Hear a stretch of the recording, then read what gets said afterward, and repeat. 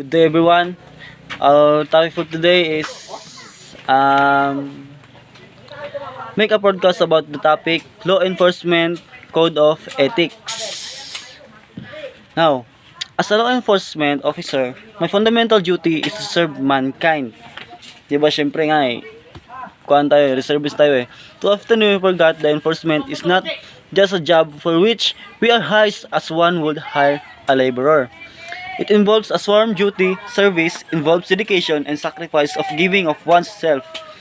These words are many find hard swallow in his present day and age, but job of a professional law enforcement requires a special breed of man. To safeguard lives and property, to protect the innocent against deception, the weak against oppression, of intimidation, and the peaceful against violence or disorder. We must, however, understand some of the limitations that are present in a truly democratic society. In such as ours, this task can be difficult one because protecting the rights of the criminal. This is the sometimes hard pill of law enforcement officers to swallow. It is easy to an officer becoming better with he has continually witnessed and ends the justice watered by a red tape, politics, and technicalities of the law. The more truly idealistic he is, the more frustrated he can become, especially if he lacks philosophy or understanding of his true purpose of society in here serves. To protect constitutional rights of all men to liberty, equality, and justice. Respecting the rights of others is not man's natural qualities. It seems to be a part of nature or suspect and persecute justice on this earth. Now, will there have be? Because man is not knowing nor is he himself perfect. Still, we must strive for a form of justice that will serve their ultimate capability. This involves not truly great or a part every person is in the community but individual sacrifice as well. I will keep my private life unsold, an example to all. One of the first things that law enforcement officer must learn is that he has no private life. Every citizen should entitled to his own privacy and life. With a person accept the calling of law enforcement as a voluntary measures, he must be willing to obtain privacy or as a sacrifice to a good community which he serves. A law enforcement officer, could hire his neighbor. The fact he is policeman, then his private life could be his own. If a policeman has a family, occupational become known in the neighborhood within a few days at the most. If he is single and keeps himself, he may keep a secret little longer, but he is engaged in activity law enforcement within his community. It is inevitable that his neighbor will become aware of it. Once it known, he will become the object constant observation. Maintain courteous calm in the face of the danger, scorn, or ridicule, or develop self-restraint. Most officers are prepared to face physical danger and the public expect it. This is due to the fact that when most people think of the police work, they think of high-speed chases with the gun blazing and similar situation in which officer lives is constant danger. In a democracy, a police officer is a public officer and such is a servant of the community. Instead of being above approach of ridicule, he must expect to receive his position as a part of his job. It's not easy to control the temper when being subjected to unnecessary and unjustified scorn or ridicule.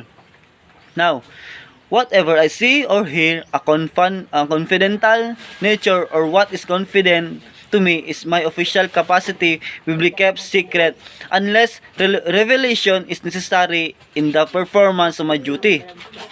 Some officers feel that is a difference in the information obtained. The doctor attorney is freely given with the understanding that will become confidential where areas the information obtained as a part of law enforcement officer can be result of many sources of forums or investigation.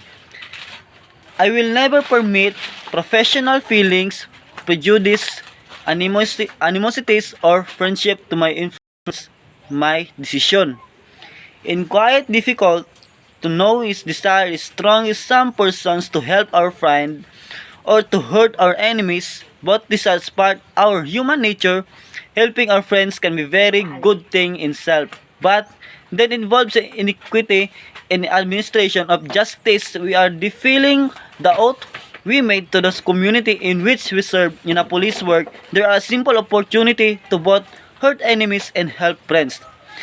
And it takes person of strongest character to properly perform his duties under these circumstances with professional conviction.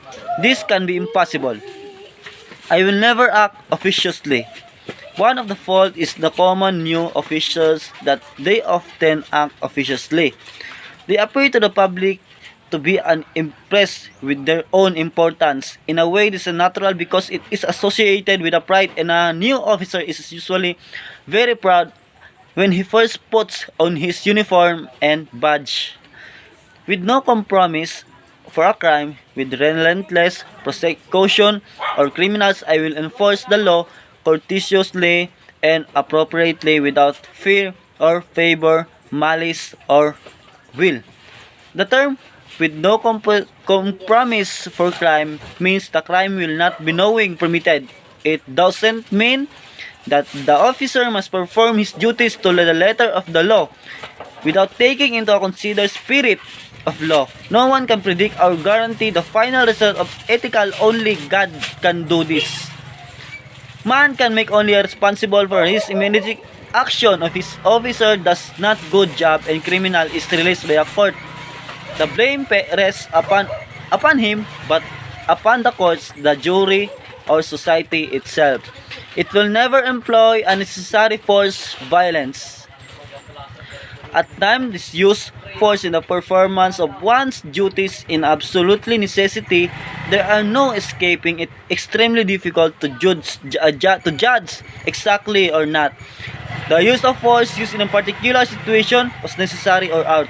The use of force, violence during interrogation will often produce immediately confession, but it should be avoided the ethical grounds in that interrogators seldom known the complete certain that the suspect is guilty, and the use of force of the third degree is an innocent person is certain miscarriage or justice as well as violation of professional conduct. I will never accept gratitude. Gratitude is take two main forms. First is the gratitude given a person with the sole intent of the receiving something in return. Second, that is given solely but of a respect of the law enforcement the job of the police officer are doing. To be truly professional, we must first ethical, we must do what are actual desirable for merely what would like to be a desirable. I recognize the badge of my officer as a symbol of public faith, and I accept it as a public trust to be held so long as I'm true to the ethics of police service. This is the most overlooked for the forgotten facet of the law enforcement by men of the field. It is this enables an officer of the suffer difficulties and problems and held at times for frustrating and discouraging. Police officer must understand that he is only selected a few. Officers should also understand that personal reward will not be obtained from a public itself, for its public is a difficult master. If there is to be a personal reward, only come the job itself from knowing the significance of job and essential role of play in society. I will constantly strive to achieve this object and ideas, dedicating myself before God to my chosen professional. Law enforcement. Proficiency in the law enforcement involves many factors. It involves mental morale and physical condition. There are important aspects that officer will let himself slip physically and certainly not able to protect society. The officer who in a good physical condition has a more confidence and ability, and this is sensed by those with whom he deals, and as a result, they find it necessary to exert authority as much as it might be otherwise. However, knowing that understanding his code of ethics is not enough. It is must actual be practiced and it must be lived. That will be all. Thank you. Good day.